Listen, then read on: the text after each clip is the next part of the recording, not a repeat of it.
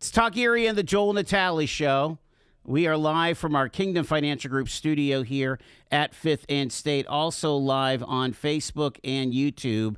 And I want to welcome from the Brewerie of Union Station, Chris Sirianni. I'm sure you get all kinds of different pronunciations of that, don't you? We get it all the time. I would say, I don't care what you call us as long as you remember us. So, That's right.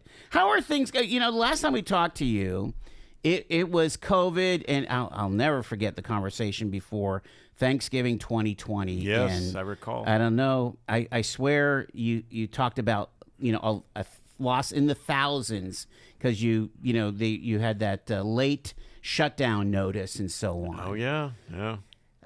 Did you get help in the end? And how tell us about your journey since kind of COVID loosening up. Yeah. So, well, first of all, thanks for having. Yeah, absolutely. Yeah. So it was. We always say we never want to go through that again, and hopefully we don't. And Right. I think whether you're business owners or just the general public, I think all of us, we learn a lot of lessons.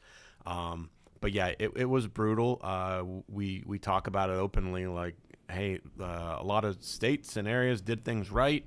I think we were probably on one too far of the spectrum on some things, but hindsight's 2020. Right. We made it. I always say, we made it through the generosity of the community.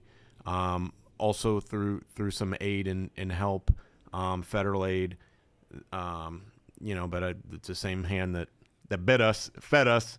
So that's Right. hard. That's if you have a couple hours some afternoon, I'll give you the whole spiel on that. But I say it was the generosity of the community. They stepped up, particularly local businesses. So all the groups and people we've serviced or helped out along the way, we never thought we would have to ask for the help back.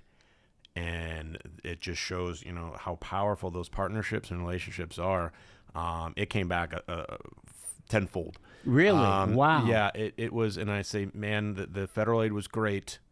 We took a toll, but at the same time, if it weren't for the generosity of the community and just the support and everything, like I said, we got everything back we've ever given and then some. So. You are kind of the shepherd of the brewing community. I mean, A lot of people learn. In fact, they use your facility sometimes to get as a startup if they have a new blend or whatever. Yeah. And let's face it, not every restaurant or hospitality location survived COVID. I mean, we look at some of these nameplates. Really heritage brands. Sirianni's is one. I mean, we can just start going down the list of people that just have not reopened. Yeah. But I heard Sirianni's was reopening. Oh, no, yeah. We're not allowed to talk about that. I'm just kidding. That's for everybody on social media. Right. Once a week we get a tease on the. No, do you really? I was a fan. So. Me too. Yeah. At any rate, yeah. So it's crazy where we are, and all of us are still feeling the effects of this. And we knew, I remember when they did it after 2 weeks, and the 2 weeks came 4, and 4 became a month, and the month became 100 days. I think early on, I remember sitting talking with some business owners, like, you cannot flip the economy, and we're finding it out right now in supply chains. You cannot flip the switch on the economy and expect a rebound in a month, 3 months. It's staggering, the repercussions and how it dominoes, and we're still feeling it, obviously, with inflation and a bunch of other things. Right. So it's still tough. We still try every day to figure stuff out. What's the most shocking thing that you're paying for in comparison to 2019, as far as like a staple of your business?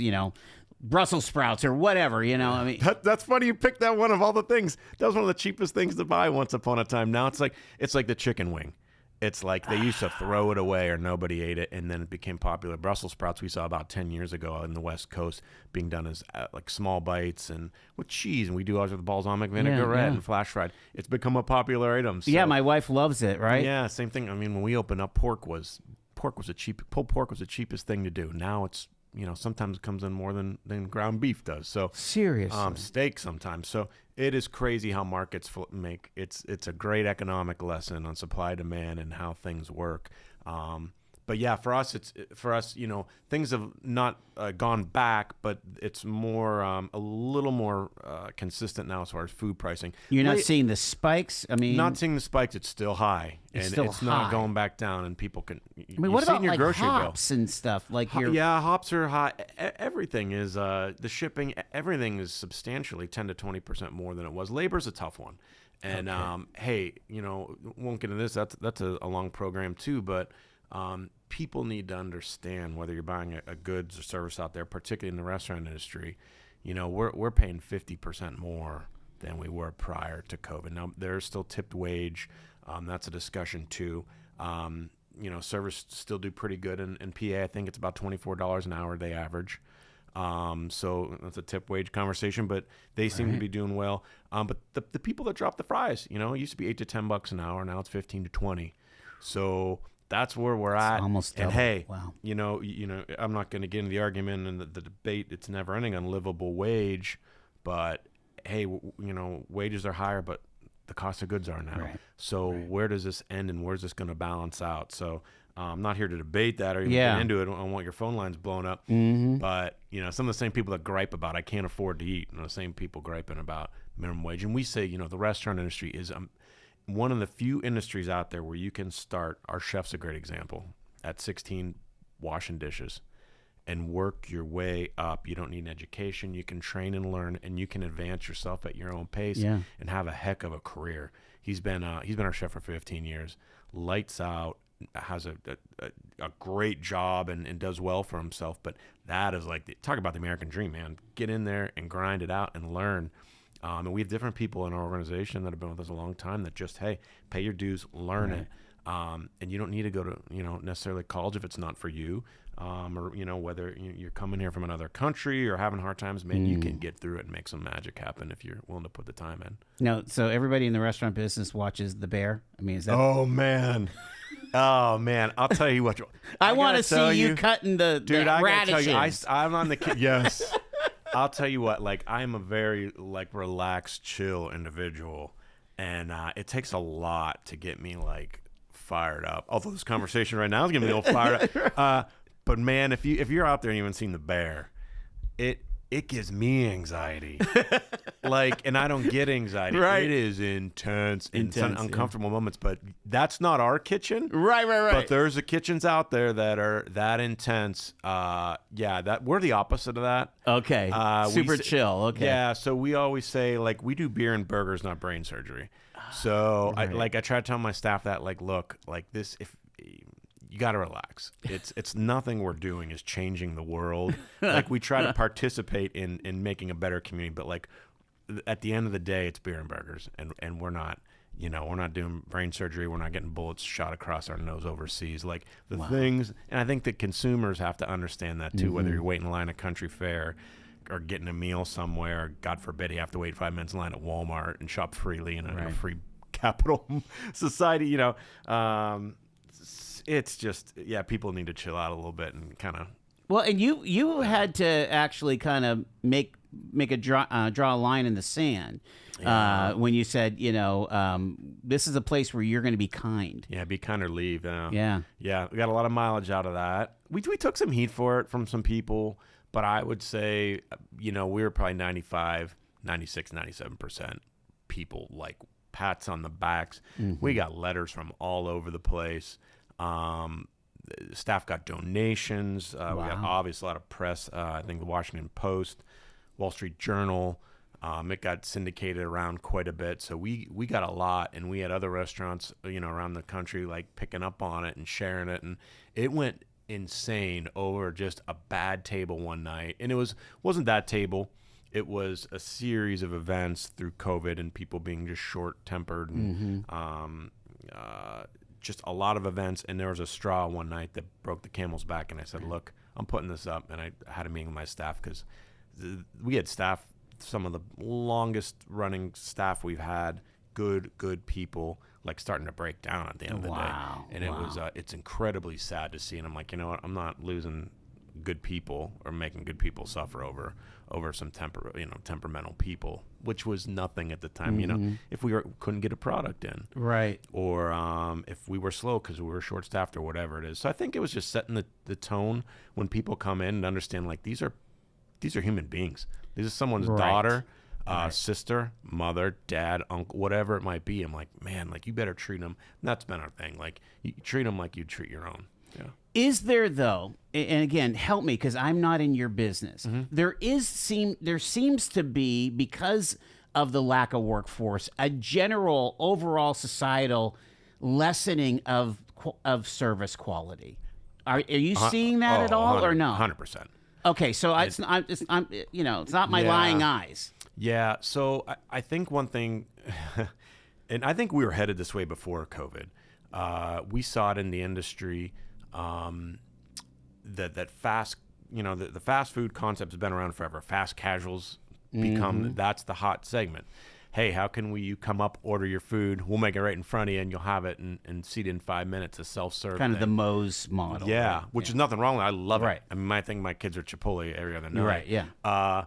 And hey, there's a great thing for that, but it's also taken away in automation too. We talk about this in our industry, like with the McDonald's. Those are great entry level jobs to get into the industry. Kiosks are starting to take that away. We've looked at machines that cook burgers, perfect attempt every time. You don't need a cook. There are so a robot much, that cooks the burger. There's those grills that are going to cook themselves, and they're already out there. And I know people with them, not too far from here. So it's coming. But when you do all this automation, and hey, I'm not arguing it at all. We can use some of that. But when you take away entry level jobs, whether you're a teenager, whoever you are, things are going to suffer down the line. So, we find that, we've got, I think across the street here, got robot servers. Also seen those. That's right. I've seen those out in Vegas, and I think they're cool as heck, and I'll go to watch them. Yeah. But there's all kinds of things we learned in general, and this is hard to wrap my head around, and your callers out there will appreciate this. You got teenagers that never had to answer a phone at home, at a job. Think about that and put it in perspective. I have 2 teenagers at home. They don't know how to do it because they never had to. Their conversations are via text, Snap, socials, even FaceTiming, things like that. But to pick up the phone and make a call, my kids don't do it. I'm like, why do I pay for your phone? You do not need a phone. This is a tablet or way to interact. It's crazy, and you don't think about that. But we have to train our staff, the young ones in particular, how to greet someone on the phone, how to take a phone call, how to take a message. It is insane to me. I never thought we'd be here, but we're here. Good luck getting them to order pizza. Call and order a pizza. Good luck. Wow. So that's not taken away from them. They're way smarter than I've ever been. Right. They know how to get stuff done, and I have questions from my kids all the time on technology and on how to use this stuff and how to learn. But as far as that little thing, it's crazy to wrap my head around. But I'm telling you, that's where we're at right now. So it is a situation where it's a training issue, and it is a manpower issue. Sure. And I think just the people that, we see bartenders are a big one around town. There used to be a lot of skilled bartenders in town. Yeah. There still are. Okay. But the pandemic got I'm not going to say a generation, but got a lot of people out of the industry. Never come back. Maybe they're driving Uber. Maybe they're driving Amazon. Other things that they slid into. But the skilled bartender that can make a cocktail from scratch, it is hard. That goes the same thing working on a grill. That goes the same thing, serving. I think a lot of people were burnt. You see it in hospitality. Obviously, you see it in the medical industry. Right. The need for that. In the airlines. It's not a shortage of planes, guys. No. We've got plenty of planes. It's the people. Yes. Who wants to do that job right now? God bless them. You couldn't pay me enough to deal with these people. So these are all consequences of what we've gone through the last few years. Great to get a catch up with Chris Sirianni from Brewerie. When we come back, we're going to dig into these tours and the history behind Union Station there off of Griswold Plaza. You are tuned to Talk Erie and the Joel Natale Show.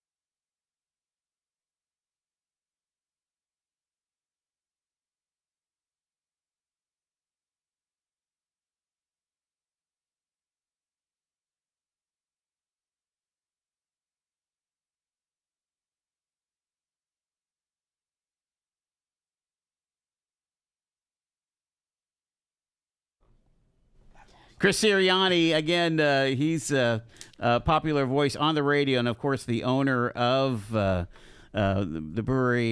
brewery of Union Station there. And how's your outdoors?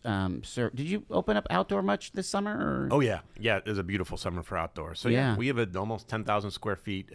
It's a hidden gem on the boarding dock. So yeah, if you've been not familiar with the building, Union Station's on 14th Street, street level, but in the back of the building, the boarding docks are on the second floor where the tracks run. Right. And our landlord Jim Berlin at Logistics Plus, a heck of a guy, and another big reason we made it through the pandemic with our heads above water.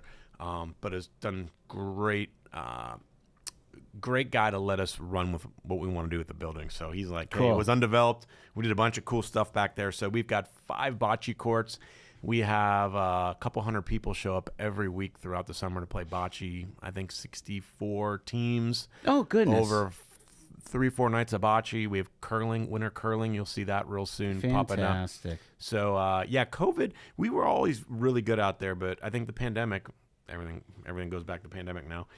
Pandemic forced us to do even more out there. We put outdoor heaters, so it's always heated, even though it's open to the elements. We added the curling and added more bocce leagues and more events outside because we had to. Right. But now it's just like a bonus. We're ready, prepared, and we love. Who doesn't love doing stuff outside, especially this time of year? Yeah. Very cool. Yep. All right, so you mentioned you enter on 14th street level. But this was a working train station. Well, still kind of is. Sure. Amtrak comes through each way once a day. Yeah. And when they built this, I want to say in the 20s. 1927, it opened up. Yep. They have all kinds of tunnels and different nooks and crannies. So give us kind of the background of these quote haunted halls that you do a tour with. Yeah. I'll cram this 2-hour talk into, and it's a 2-hour talk and tour. We talk about the history of the building because it is long and rich, and almost 100 years of that building. Actually, we talk about long before that, but also the the paranormal stuff that goes on. The building itself, I mean, that was literally the mecca, the center point of Northwestern PA travel. Late 1800s to 1927 when it opened. Back then, 200 trains a day. Going east and west, so it was gridlock nonstop. And what they had to do is figure out a better design, so they raised those tracks throughout downtown, built underpasses all around, but got tracks off a street level. Yes, and built a 100,000 square foot 2-city block Union Station. It was the first of its kind. Cincinnati almost had a big twin sister, but just more passenger friendly, more grand, Art Deco. Brought all these European elements to the United States. So that was a big deal.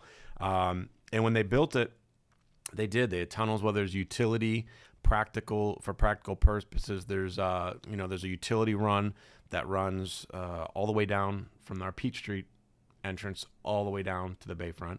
That was for utility, not so much for public or for workers, but for emergencies and things like that. Goodness. So that was a utility run all the way down there. There's 2 other ones that we do kind of explore on this walk. One goes south over to, I still call it the Central Mall. Yeah, I'm not sure if we have a term for that building, but for me, they have some kind of marketing. It's always the ACL, the Central Mall. It's the Central Mall. So, if you wanted to run up to McCrory's or Woolworths or whatever. Right. Yeah. Get some yarn for your knitting. Crochet. Yes. So that tunnel was there. Still there, and we go on that. That was the old luggage tunnel. And if you ever go to look at the south side of the building, there's still 4 towers that would take luggage down underneath the tracks and underneath the Union Station out to 14th Street. So that's still there. You can still see them from that. So parking baggage lot. Claim was out on 14th?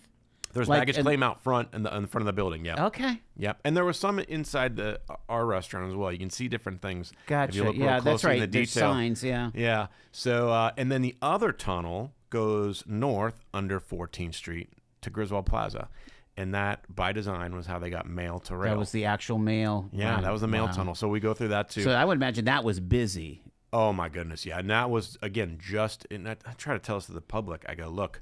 Like we did hundreds and hundreds of tours the last 18 plus years. but the general public never had access to this. So you think about how few people have gone through that. It was, if you weren't a worker, no one ever saw that. So it's incredible. You know, we spent about an hour walking the first floor, second floor of the restaurant. A lot of interesting things go on there. I'll touch on, but the real creepy part is getting down to the bowels of the building. It is an absolute labyrinth down there, and super cool. You know, I've done hundreds. It was heated with boilers. Or, yeah. So there's. So how was the air handling? I guess. So, Yeah. well, not the HVAC. No, but I mean, that's where you get the things that start moving and making noise. Yeah, you know? yeah. There are 3 furnaces, coal furnaces in the middle of the building that are 2 stories high. They go all the way from the front of the back of the building. And if you see the side of the coal room, you'll see where the coal dumped in from tracks. So a couple over 2 stories down to the basement, and the room is absolutely massive. And when you see it, you kind of appreciate the amount of coal we're talking. Wow. So, you know, but those 3 things just fed the entire building. And when you ever get a step back and get a look at the size of that building, you can appreciate what 100,000 square foot look like. Well, yeah. I mean, when you start going toward the sassafras side, and you're like, okay, there's a lot here, because I don't know what all those little stations were. Yeah. Where they're, you know, where logistics I think is down that way too. But I mean, those all had to be either shops or, you know, agents or something, right? I mean, sure. And there's places that I think just parcels got weighed before checking in and out, and things of that nature. So, yeah, it was so far ahead of its time. It really kind of set the mold for where you know what these other places would look like for passenger. But you know, there's still a lot of freight. There was a lot of freight, but the passenger thing was just booming. And if you can put yourself in that mindset in that time, like the Ford Model T was just hitting around that time. Really? So people couldn't afford a car. The Model A was out, but it was over $1,000, and that you had to be like a 1%er to afford that. So the average person was just starting to see in the 20s the ability to purchase a vehicle. So I tell people, you were walking or on a horse if you were getting anywhere, unless you were very, very well off. So that was it. And I noticed, like in your front foyer on 14th, you know, the whole thing is about city. You know, basically multimodal or intermodal. Yeah. So you go from the train, the inner city train, to the city, you know, streetcar or what have you, right? Or the bus. Yeah. And that was just right outside your door on 14th. Yeah. The history, and I was never into history, trains, architecture, and sure as heck wasn't into ghosts. But like after almost 2 decades of this place, it kind of rubs off me. I always say, like, just become a sponge, and I want to learn all these things. It makes me appreciate. I've always loved the history of Erie, but all the intricacies and things that went into make this and help build this town but transportation was a big one, freight and transportation. And that's where it came through. I'm with you. Chris Sirianni is our guest. When we come back after the news, we'll get into some of these narratives that come up during the tour over at Union Station.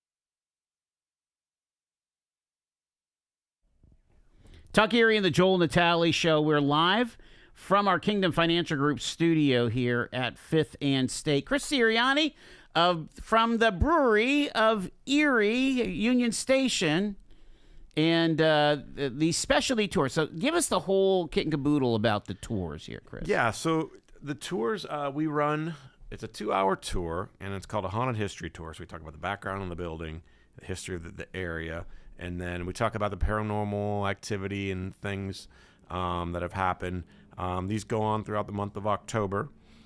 We do most Wednesdays, Fridays, and we just added Mondays this year because these things sell out usually pretty quick. Yeah. The weekends go automatically the first day or two, and then the Wednesdays and Mondays are usually the last ones to sell out, but they do sell out. What time of day do you do these? So we do those evenings, like Wednesdays we do a 7 to 9. Okay. We do a couple on Friday nights. Again, those are gone. But it's a 2-hour tour. It's $20. Tickets are available at our website, brewerie.com. But it's one of these things that just, like a lot of things we do, it just evolved from, a 20-minute walk throughout the building. And the more history we gathered and the more places we had access to in the building. And then, to be honest with you, the more stories we had from these paranormal investigators. Now, if you'd have told me 20 years ago I was, working with paranormal investigators, right? Yeah. I still a little suspect on a lot of these things. And what's kind of happened is, we let these guys in. We've had 12 or 13 come from all over the West Coast, the East Coast, and just spend time with us. And they come in, and a lot of them keep coming back and back and back because they find bizarre things. I am by no means really into that. I preface my tours. I'm like, I was born Catholic and raised Catholic, and I believe there's a God and a devil and a heaven and a hell, and I think we have a soul and somewhere to go someday. Never thought anything hung around in perpetuity or to have fun at my expense. Or that I'd make a living off of it, but it helps a lot. Right. It's a great marketing for people that are into it. They absolutely love it. For people that are skeptics, kind of like I always was, it might open your eye. And I always say, hey, until stuff happens, not just these kind of things, but life in general, like until you experience something, it's hard to explain. Sure. But bizarre things I've seen go on in front of my own eyes. I've seen crazy video, crazy audio. Balls rolling right across a table, or lights turning on and off on demand, like things that I can't explain that I know aren't hoaxes or made up. Yeah. So I always say, hey, look, call it what you want. Right. You can call it a ghost or paranormal activity. Like sometimes I'm like, it's an energy or a spirit or whatever. If there's a place that has weird stuff going on, you can imagine a 100-year-old train station with the amount of activity and movement over the years. There's probably a lot attached to that building, whether it's real or sentimental or just whatever it might be. So what about just guys like me that love the idea of the infrastructure, like how things were built? It's that whole Mike Rowe thing. I mean, that's what interests me, is the idea of digging into, like, who would come up with the concept of doing a tunnel all the way to the bayfront? So smart, so well thought out. They were just planners, and I think between learning, they probably learned from some other big towns around us how important it was to be able to have access underneath the city. You see it when you watch like the history. Sometimes I get caught up in the History Channel, watch crazy stuff, but these cities were built, largest cities around us, and they got to a point of saturation, and you couldn't move. You couldn't get through. It was too tight. So what did they start doing? Building tunnels. What did they start doing? Digging out for subways. Crazy ideas, but I think, we were never that big, but we were on, at one point we were on a trajectory to be one heck of a massive. 1930, we were larger than Miami. Crazy. Is it crazy to think about? We were the 63rd largest city in the country. Yeah. I mean, it's insane. Yeah. And we helped build out some of these, from, I heard one time I read an article like Cleveland probably wouldn't exist if it wasn't for the Erie Canal. These crazy things that spawned off in their growth because of some, I don't know how much of that's true or how much I might be romanticizing that fact, but I like to tell people in Cleveland that. They, if you were to listen to Dr. Garvey, rest in peace, he says that Rockefeller kind of decided. Rockefeller was pushed away by the Erie city fathers back in the day, John D., and put his refinery empire in Cleveland. The stories you hear, and I love that. I've heard something similar to that too. And if only we ever landed that Saturn plant. Oh, there There you go. I love bringing that up once in a while, too. Oh, I tell ouch. my kids, ooh, Yeah. I don't know how Saturn's doing right now. They're No, around, right. but yeah, right. Well, I used to live near the one in Tennessee. Yeah. And I think they're building something else. I think they're building trucks, GMC trucks or something like that down there. Yeah. I'll ruin everybody's weekend out there. Let's talk about the juice plant. Coulda, shoulda, would. Yeah, ouch. Yeah, the things we be doing right now, right? Well, you know what's so cool about that? Because they almost tore that building down.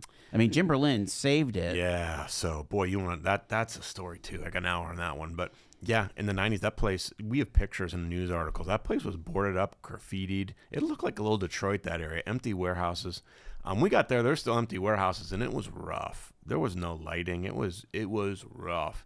And Jim Berlin took a chance on us like we took a chance on downtown in that area. Mm-hmm. I always like to give mega kudos to the Honnards at Calamari's, and then the folks from Juniors who like really rolled the dice before us.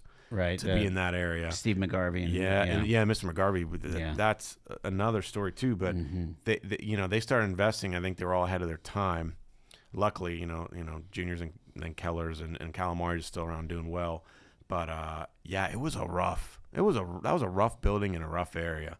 When Berlin bought that place, he rolled the dice and invested in Erie as an outsider and saw how cool Erie could be. He's a Jamestown guy, and he gave us a lot of breaks. He said, "Hey, look, let's partner on this and make some stuff happen with the restaurant." And he's just given us a lot of blessings over the years. So it's been good. So I love when someone from outside of Erie looks at Erie and says, we could do cool things here. That's important because I think sometimes we're always looking elsewhere, or poo-pooing it, right. Or talking hate on it. So it's been great partnership and good to see. But the building itself, the history is just magnificent. We covered all in these tours, along with some of the bizarre things. Yeah. Put some headphones on. Somebody wants to talk to you. Hey, you're live with Chris Sirianni here on Talk Erie and the Joel Natale Show. Really, really good interview. I'm really enjoying every minute of it. Congratulations on such a success downtown and taking the chance down there. But I'm sitting here listening, and I've heard rumors about the ghost stories down there. Yeah. And I don't want any part of that. Okay. Yeah. I get too freaked out by bags at night. But one question, I jaw dropped. There was a tunnel going from that place to the Bayfront. Is it still there? Yeah, so great question. There is a tunnel that exits a building, and it goes north a little bit out of the building. And unlike the other tunnels are still open, and you can walk through. This tunnel, I was told, and you can tell there's like more fresh brick versus the 100-year-old brick. It's cinder block, and it was probably from the 80s or 90s that caps it off. So you can no longer do that. I was told when we got in the building that just to keep the building secure and locked tight, that when they were having issues back then with people getting in the building, starting fires and just vandalism, that went up. And my second question is, and I'll hang up, regarding the so-called paranormal activity, what's the craziest thing you personally ever experienced down there? And I'll hang up and listen. Thank you. Thanks, Phil. Boy, how long do we have? Well, I mean, that's a great question here. I mean, I would imagine there are actual characters and stories that you tell on the tour, right? Yeah. And I don't want you to give away the store, but so you're gonna have to buy a ticket, sir. Yeah. No, I'm just kidding. So first of all, thanks for the call. And there's a lot of different ways to look at this one. So we always say there's funny things that happen, and a lot of things that we always say are childish. One of our favorite urban legends of a young girl that fell down the steps. Her name was Claire. We have an apparition Amber named after her, but she died and does. The little things that go on, the comical things around the place, like you hear something, see something's missing, broken. She's like the scapegoat. Claire's doing this. Yeah. So that is an urban legend, but there's actual things that we've seen. A lot. So Claire did not fall down the stairs, or so she did? There's stories of dozens and dozens of deaths on the property, in the building, on the tracks. Really? Oh yeah. From accidents to suicides to just people when the building was empty. I mean, we have newspapers from the 20s through today. So yeah. So the funny thing is, a lot of these ghost hunters will give us, go get the microfilm. like to find Yeah, old yeah. articles. A lot of we find some stuff online, Yeah. but a lot of it's hard. There's a story of a Clara, who passed out in the boarding docks, got hit. And you know, one thing Right. evolves into another. It's an urban legend. It changes over time. That's Sure. why it's a legend, but there's usually a little bit of truth to it. So, yeah, weird stuff. Like I said, we've had ghost hunters. I've been in there and watched, a ball get rolled down the hallway or a leg going. That stuff bothers me. I don't like invoking. I say you leave that dog lie. Leave that sleeping dog lie. I don't invoke or get into it. I got, how much time we have? We're about 6-7 minutes. Yeah. Okay, I'll do this abbreviated. So it was we were doing a live, and God rest his soul, David Belmondo was coming in and doing, and this is about 2007 circa. Yeah. And back then it was, we're really going to go back on this one. Mojo and Nat in the morning Okay, on wow, Rocket you're going 101. You're going at the a time. ways. Yeah. So we were doing some live stuff with them back in our early stages, and I was meeting a ghost hunter out front, and we were going to like do some evidence and just do basically both our morning shows. We're doing some remotes from our place. Dog and Pony Show, which we love, was walking in one morning, and out of the blue, like literally walking into an empty building, 5 a.m. No one was there. Doors are locked. Turn off the alarm when I came in, walk in, and on cue as we walk in, this girl Carrie was a ghost hunter I was with, and the phone starts ringing. And she looks at me, and I look at her, and it startled me for different reasons. It startled her. She looks and goes, "Chris, who be calling at 5 a.m?" And I go, "Carrie, that's not the phone ringing. That's a page." And I know the contrast because they're just very different tones and patterns. And I look, and she's like, "Well, who's here?" I'm like, "Well, no one's here. We just unlocked and turned off the alarm." So I go over. It's about 10 feet away at the host station. We walk over and look at the readout. Back then it was LCD screen. Yeah. And of course I was right. It's not a call. It's a page, and the page is coming from my office. Again, nobody's in the building, and by the way, to this day, nobody has a key to my office. Nobody has. So I'm standing there watching a page come through from my office. Wow. I didn't tell you this, but it's Halloween morning. That's why we're doing the remote. Of course, and it was just bizarre. And she's giddy about it. I was this is probably one of the moments in my life. I'm like, all right, I did my 180 from a complete non-believer to like, there's something there. Yeah. And I Pretty unnerving. It was, huh?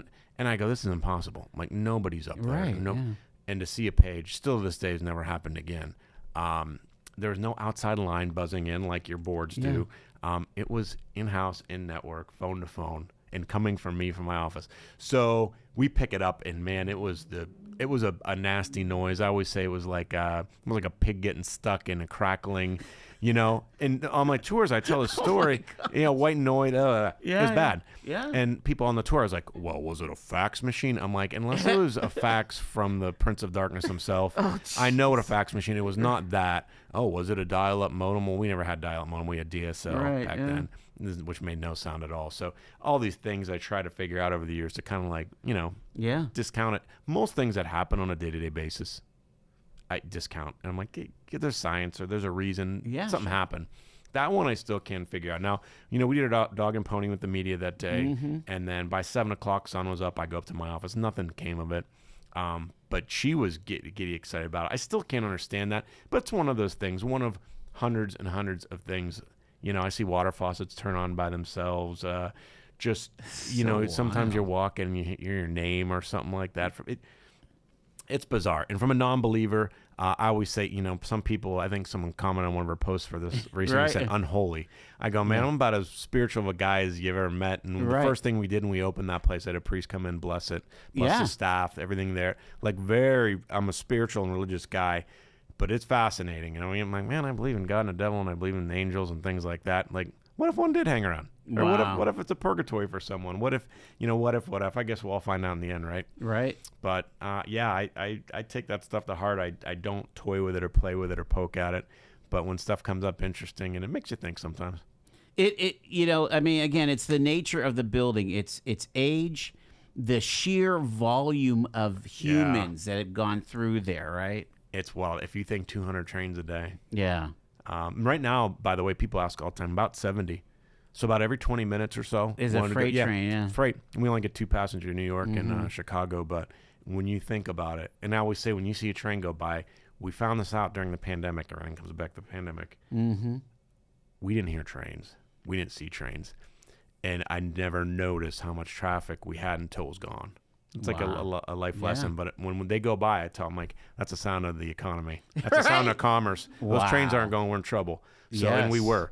But yeah, every time a train goes by, I never mind waiting. Cause I'm like, things are good. Trains are moving. Things are good. So let me get your 30-second take on trains. Are you a fan of like Cleveland or Buffalo stuff? I mean, like, I still think it would be so cool to be able to jump on a train, go to a Guardians game, go to a Browns game, and then come back the same day. The old guard out there tells me about taking a trains to the Indians games. Yes. Like, how freaking great. We are so... Yeah. I went to Europe last year, and just jumping on trains, not just going to other towns, but other countries. It'd be like the equivalent of going to other states here, but how awesome is it, and how good would that be? I know it's expensive, but at some point, you got to think about, connecting us to the rest of the world. And you see it at one time, for listeners out there who love their history, Erie, Pennsylvania, the track is between Chicago and New York City. We are the exact middle spot. That's right. On that line. Yeah. At one point, that track, that line, wasn't the busiest in the country. It was the busiest in the world. Oh, my word. Chicago and New York being built out. Yeah. Our line was the busiest on the planet. That's volume. That's amazing stuff. Yeah. All right. So again, people that want to get involved and maybe check out your tours, the Haunted History Tour at the Brewery of Union Station, go right to the website. What's the website? Brewery.com has everything listed up. You can order online. If you don't like doing that, and I get it, you can come to the pub and get those during regular hours. Yeah. Hours are listed. We open daily at 11:30 a.m. All right, and anything special come? Obviously, this is gonna keep you guys busy all month long. Yeah. But like as you go towards the holidays, what do you guys do at the? Oh, so October is absolutely nuts. But we're getting jam packed for holiday parties. So it doesn't matter if it's your business. People come into town and entertain. That's always a big thing, especially in the service end. Like, hey, give us a call if you know you got family in town for a weekend or whatever. But yeah, if you're going to have 8 or 12 or 20, this carries us into November. November hits, and you're staring at Black Friday week and the holidays. But get those in, and whether you're out there, whether it's us or another independent business owner in town, just make sure during the next couple months you're supporting them. It's tough for everybody out there, whether you're trying to make ends meet at home or you're a small business. So let's not worry about what we're buying through a port. Right. Spend that money around here, and it comes right back to you. All right. I'll probably be there on Tuesday. What should I order? What's your favorite? Oh man, that's who's my favorite kid? It's my daughter. No, I'm just kidding. I'm just kidding. When in doubt, I get the three onion soup. I mean, that's a good go-to. I'm a salad guy, so our salads are like giant meals. So every salad has a cut of steak, a hamburger. Right. I feel like they're meant to. But I love greens with my food, so yeah, I love the burger and fry salad. I could do salad. Everything. A sandwich. Fried bologna is like one of our local delicacies. Bologna. Oh man, you ain't living yet until I do like the Reuben at the brewery too, man. Hey, there's nothing wrong. I love them all. So thank you. I appreciate you coming out. Yeah, always a pleasure, guys. Thanks for having. Thanks so much, Chris Sirianni of the Brewery of Union Station here on Talk Erie.